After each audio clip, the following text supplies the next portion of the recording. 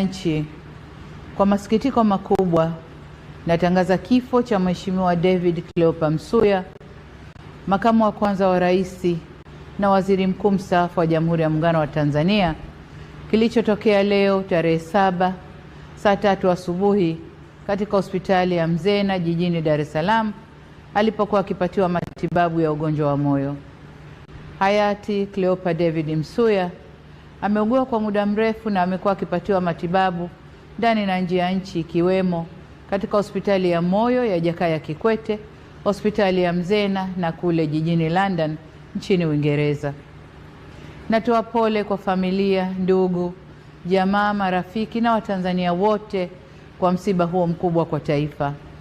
Aidha, ninatangaza siku 7 za maombolezo ambapo bendera zitapepea nusu mlingoti kuanzia tarehe 7 hadi tarehe 13 mwezi huu wa 5.